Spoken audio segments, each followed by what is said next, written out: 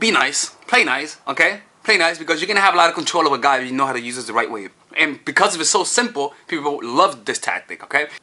The purpose of hotness, of using hot in the warmth, is to reward the guy. For example, let's say that you need a guy to behave, you want the guy to be more, I don't know, like, to pay more attention to you, right? And then let's say that he one day tells you, oh, I saw that you were sick and I made you some soup. You reward him when he gives you attention. Let's say that you want him to act more masculine and want him to be more brave, and he he tells you that he was thinking about going to a martial arts class. When he tells you that, you fucking reward that. Like saying, oh my god, that would be so sexy seeing you do martial arts. Oh my goodness. Let's say he went to the gym and he just came back and that was his first day in the gym. What you should do is that when he comes back is, first of all, sign up with him. The other thing is, touch his muscles, like, oh baby, damn, even though maybe skinny as fuck, like, oh baby, look at those muscles, man, look at that bone, oh my god, you're so hot. Like, that warmth makes him like, ooh, I like this, ooh, I'm gonna keep doing this, ooh, this is good. You see, like, the warmth is what draws him in. The warmth is what brings him in. The warmth is what reinforces whatever behavior you want him to enact. It's the warmth that sets up, that sets everything up. It's the warmth that sets up the pitch. It's the warmth that sets every aspect of the game. And so you gotta get this right. You see? Now, what does cold mean? How do you use cold? Coldness is when you use coldness in 3 different scenarios, okay? One, right after he does something that could be interpreted as wrong. This is the mistake that women do. Women think that they can use coldness in any situation. Like, just randomly act cold, randomly text him. You're wasting ammo. You can use that strategic coldness to use it when he does something that could be interpreted as good or bad, depending on the observer. For example, my last scenario, let's say I didn't text her for 2 days and she texted me the other day and I didn't text her back. I'm like, okay, I didn't text her, then I'll text her and she doesn't respond. What am I going to be thinking? She's being cold because she's not responding. I'm going to say, whoa, I didn't respond to her for 2 days. And now she usually responds to me, warmth. But now she doesn't respond to me. What's the correlation? I didn't respond to her. Is she mad at that? Huh? You see how you start thinking? You don't do it just randomly. Like, if I didn't do anything that can be seen that's fucked up and she doesn't text me, I'm not gonna feel any guilty. I'm not gonna feel any like, did I do something wrong? I'm just saying, is she being a bitch? Who is she with? You see what I'm saying? So when you give coldness for something that can be seen as offensive, interpreted, that's the best way to use it. So then when I hear from you like a couple hours later, you say, oh, I'm sorry, baby, I didn't mean to do that, my phone died. Now my mind was like, oh, I was just acting crazy. That was just me. I guess damn, I really like her, I guess. You see, you act as though it was unintentional. Remember, in order for you to not get caught, you need to have an air of innocence. You need to be seen as though you're weak, as though you're innocent, as though you're vulnerable, as though you cannot control yourself around him. That have that weakness, so that when you do fuck up, when you do act like you're not interested, he has to say to himself, she cannot control herself, so this has to be genuine. The second way you could use coldness is when you feel like the guy's getting too comfortable and not working on himself anymore. Let's say that the homie went to the gym and he stopped going to the gym, so he's back to being a twig, right? Use coldness there. You see what I'm saying? Like, use coldness when you notice that he's becoming too comfortable. So let's say he started working out when he began going out with you, and now he doesn't work out anymore. He got comfortable, so now act aloof. Now act uninterested for a couple of days. Like, what do guys do? Let me ask you this: I'm gonna get to this point because I'm actually getting ahead of myself. Okay, that's when you use it when you feel like the guy's losing comfort. I mean, getting too comfortable in a relationship. All right, that's because guys feel like I have you, and you're giving a lot of warmth. So because you're giving a lot of warmth and not enough coldness, he doesn't understand the reality that one day you could leave him. That's what you gotta understand. You use coldness to bring him back to reality.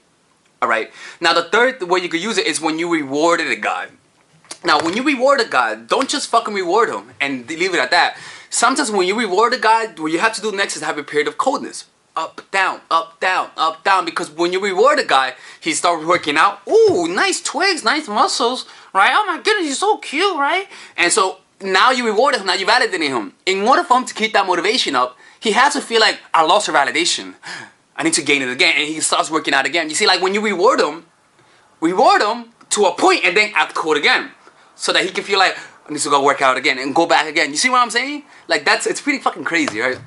Now, how do I know how cold I should act towards a guy? That's a question that I get. How do I know, how cold should I be? Good question. I'm gonna read from the answer because I typed this down. Take down the coldness, right? Just take down the coldness, all right?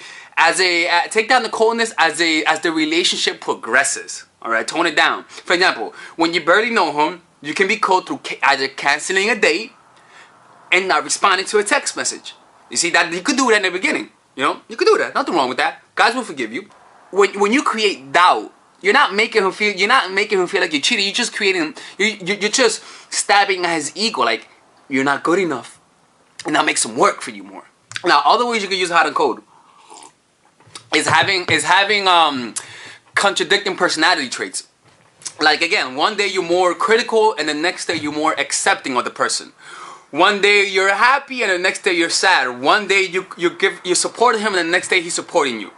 You see, one day I don't know, like it's just. You want to be unpredictable. That's pretty much the point. I'm not going to talk as much if I don't need to talk anymore. But you have to be unpredictable with this. And that's how it's done.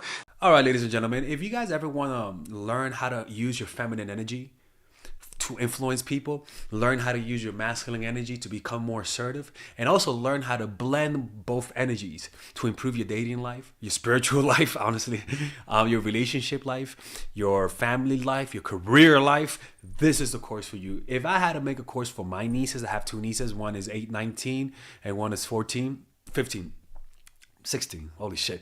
Oh my God, he's a bad fucking uncle. He's a bad uncle. Get him. Shut up, Melissa. You should get this course, right?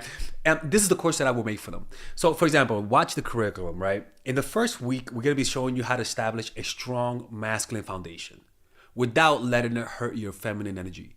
This masculine foundation is a source of who you are, right? It's your bodyguard. Without this, whatever feminine energy you create will be destroyed by the outside, because your masculine is your shield.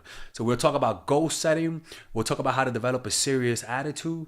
We're gonna be talking about how to use more logic, how to use more goal-oriented behavior. It's more how to be a man. Now the next one is how to embrace the feminine energy, right?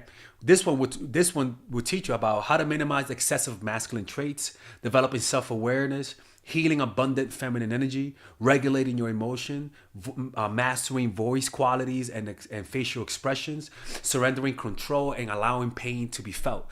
This is honestly, this will supercharge, like Kaioken, your masculine energy.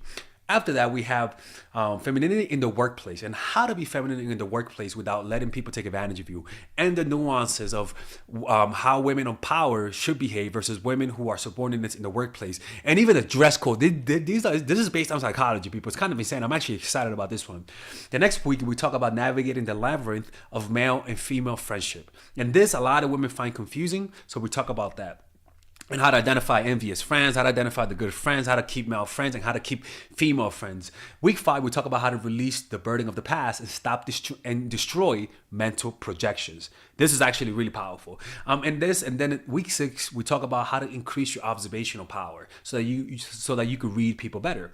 And we have a bunch of bonuses. The course starts at $99, and you guys can pre-order the course today at $69 before it goes out. If you're watching this, most likely I'm in the meditation retreat, so I will be praying for all of you guys. And just click on the description down below of the video. Right there, you'll see it, and you could pre-order that course. It's gonna be out by the end of next month or the beginning of February of March. One of the two, people, because I have a 10-day retreat to do, and I want to finish the course after the retreat, because I think the ideas are gonna be so much better. All right, man. I'll see you guys later. Pre-order, man. I'm closing the channel.